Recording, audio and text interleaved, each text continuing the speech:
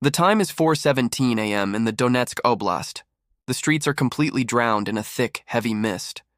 There's no wind, no sound, just the low, almost imperceptible hum of something unseen, somewhere above. If you were looking at a radar screen right now, you'd see it. A small, solitary dot drifting slowly across the display. To a trained eye, it looks expensive. It's maintaining a steady altitude. Its signal is strong and clear.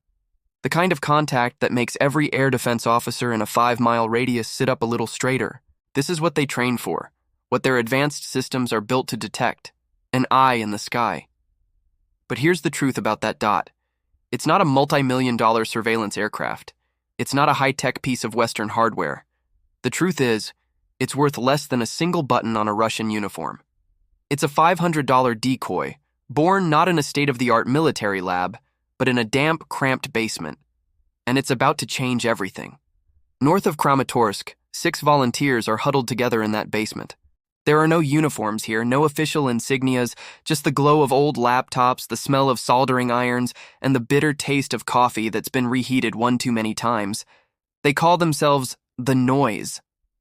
Their mission isn't about destruction, it's about creating confusion. They are artisans of deception. For weeks, they've been building prototypes from whatever they can get their hands on. They use insulation foam for the body, fiberglass shells for structure, cheap toy motors for propulsion, and strips of LEDs bought from an open market. Every test flight in the early days ended with either a crash or, more often, a good laugh. Failure was their most frequent visitor. But then, one night, something changed. They tinkered with a cheap transmitter, tweaking its output until the signal on their monitor stabilized. Suddenly, the telemetry scrolling across the screen didn't look like a hobby project anymore. It looked real.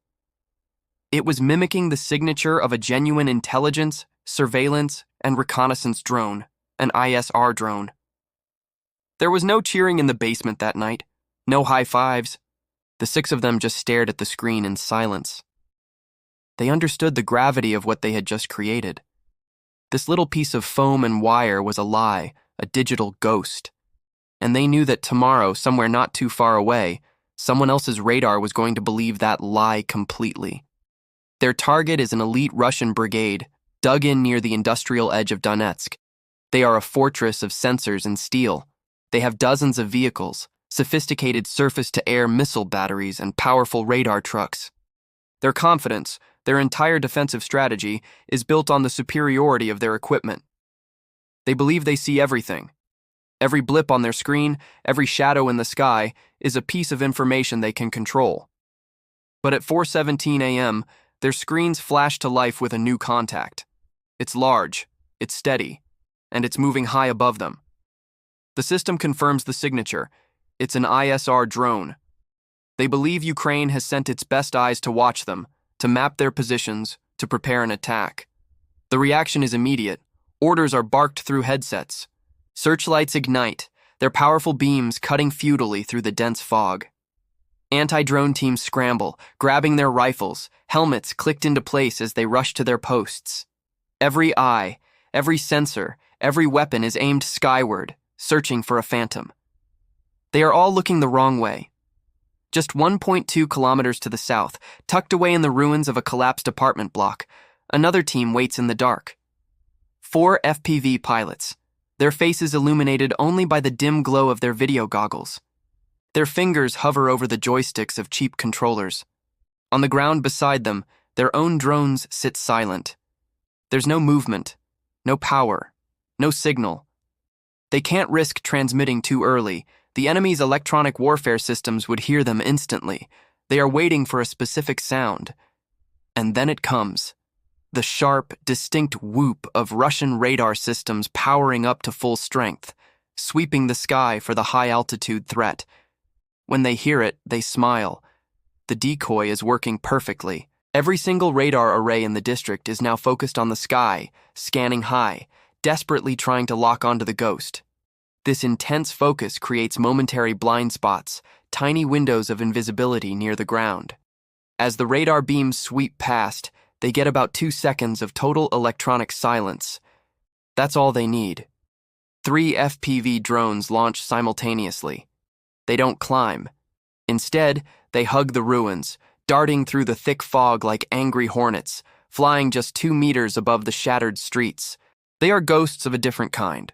Real, deadly, and utterly invisible to the systems looking for their decoy cousin miles above.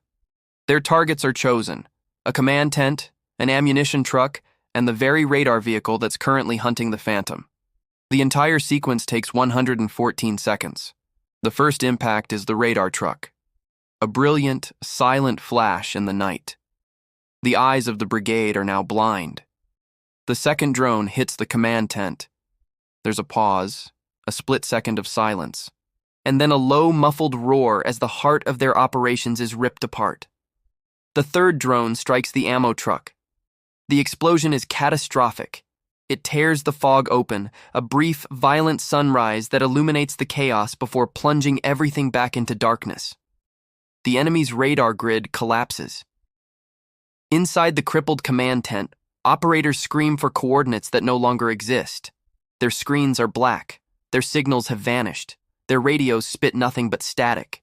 In their final moments of awareness, they still believe the real threat is circling high above them. But the sky is, and always was, empty. The little foam decoy, its job done, is now pushed by the morning wind, drifting harmlessly into the distance, still broadcasting its perfect, beautiful illusion.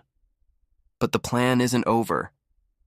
On a rooftop 1.4 kilometers away, a sniper has been watching this all unfold through a thermal scope. He's not hunting soldiers.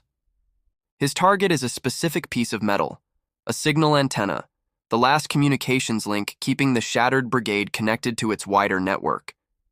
He adjusts for the slight wind, controls his breathing, and fires a single shot.